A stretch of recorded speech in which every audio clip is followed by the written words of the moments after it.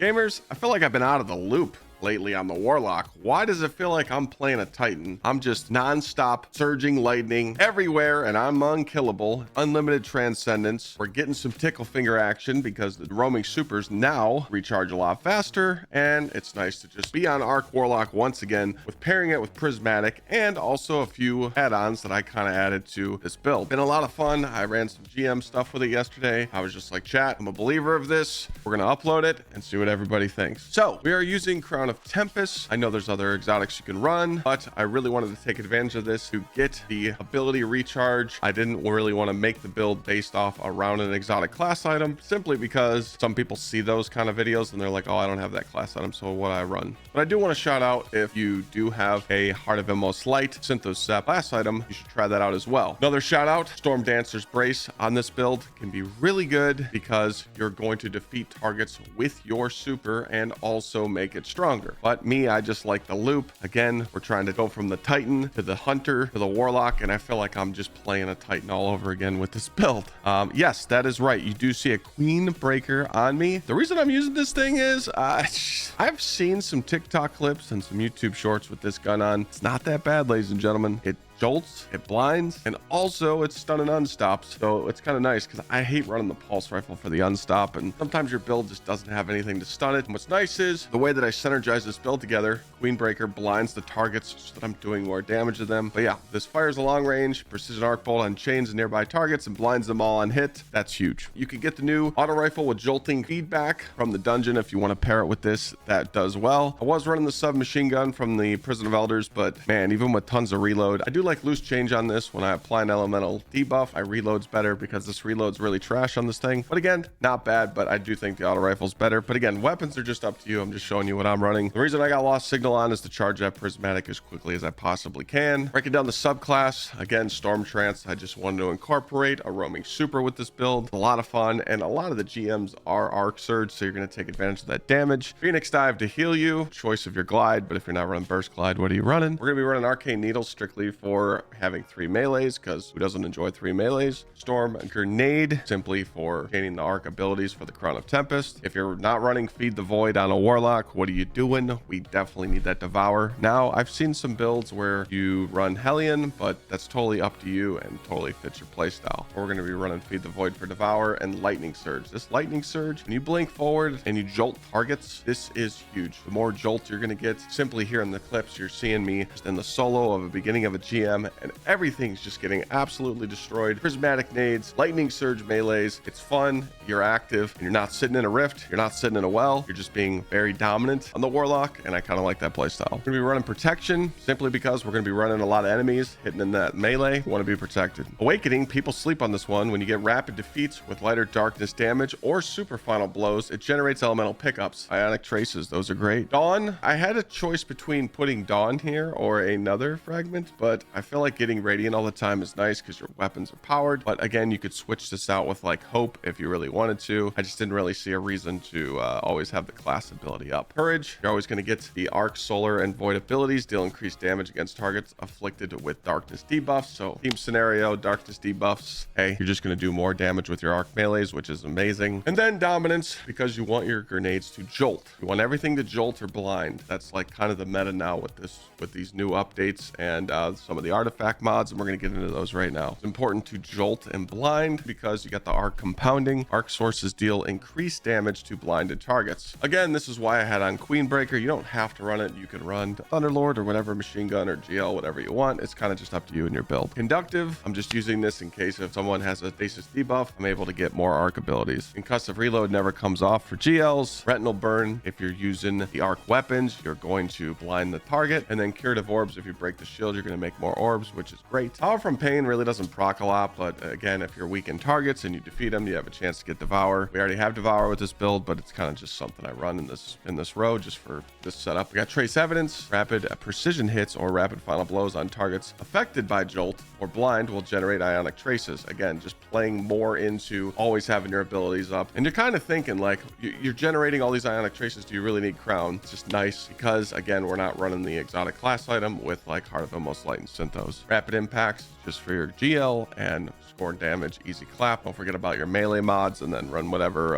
champion mods you'd like. Going over the armor mods, I'm using arc weapons, harmonic siphon. You could run double hands on, but I really like font of wisdom just in case, and just to get that extra 3 intellect. But again, if you're playing more aggressive, you run double hands on so you get more super energy. Heavy handed to make orbs. Harmonic loader, I feel like I need this on for certain weapons. I did it for the auto rifle and the submachine gun because I wanted to use them. Just nice to have. But again, if you're not running those weapons, you can take this off and run like double impact. Induction, when you damage with a powered melee, it reduces your grenade cooldown. Resist mods on the chest. Then you go into recuperation to get your health back, invigoration to get your melee back, and scavenger for your weapons. Chose Reaper to make more orbs, outreach to get my melee back. Again, I just want to keep that loop going and feel like I just have that power of non-stop abilities, and then powerful attraction to pick up those orbs. Again, the loop here is very simple. I found shooting your lost signal on enemies and then running up and doing that uppercut is going to give you your transcendence pretty much instantly, especially if you throw a nade in there. Anytime I saw a big group of enemies with a big major like a champion or a boss, I would pull out the Queen Breaker just so I could either jolt the targets, blind them, or stun the unstop, which was just amazing play. Again, it's just memes.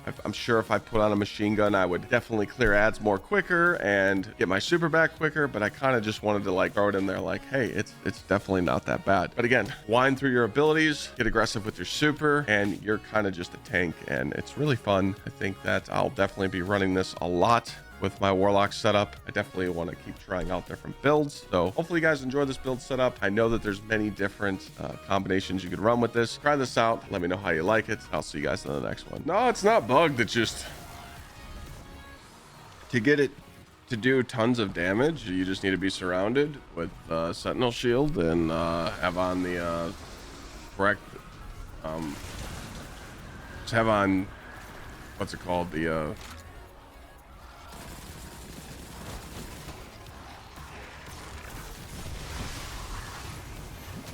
have on Synthocept. Sorry, I was trying to not die here. But the neutral game just sucks ass.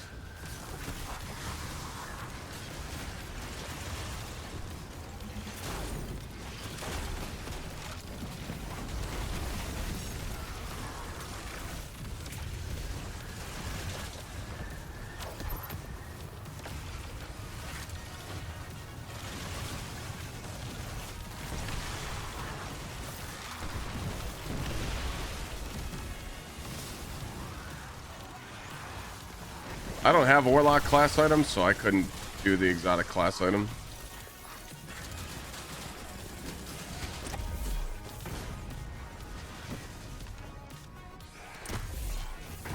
So yeah, I just didn't want to pop all my candy on my Warlock.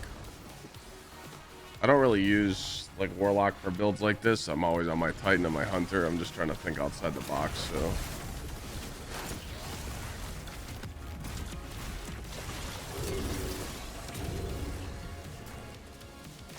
Yeah, the Void Titan, plus you have to understand too that I think people are found, they're doing the scroll wheel jump with the Titan, because to get fast super shield bashes, you need to jump, swing, jump, swing, jump, swing, and I think they're scroll wheeling it.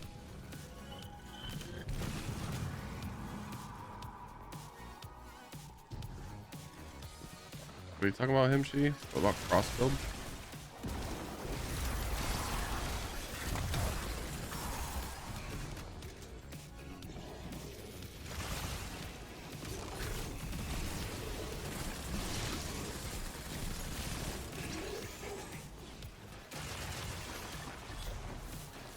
I'm just gonna run by these guys.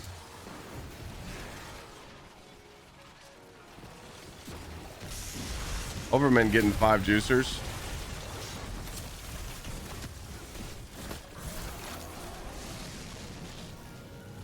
Yep, he just saved like $10.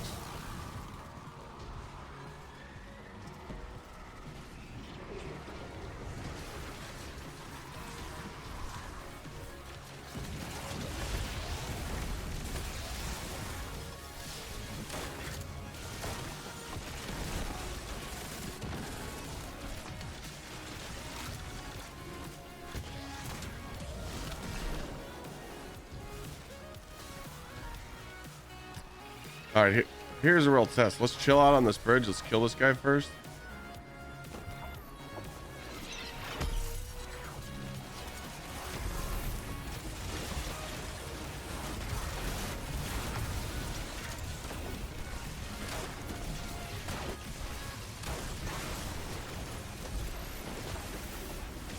Kill this guy in the front first.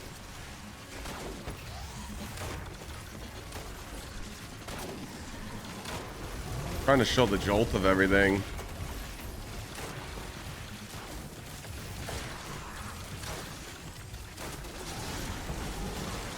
I was trying to get more. I wasn't trying to pump my super there. I was trying to shoot queen breakers and watch how it jolts everything, how it like jolts all the enemies, but it didn't work.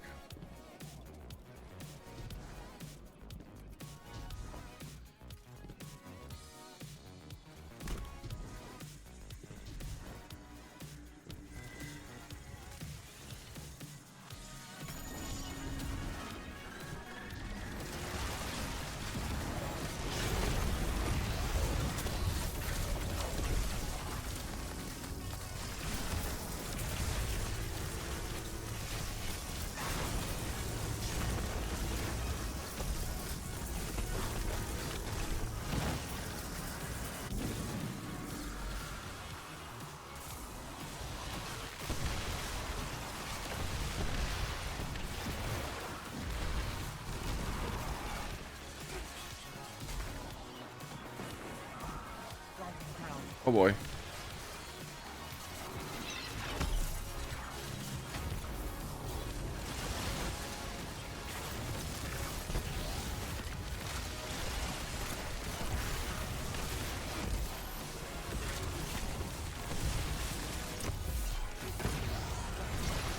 Am I playing Titan right now?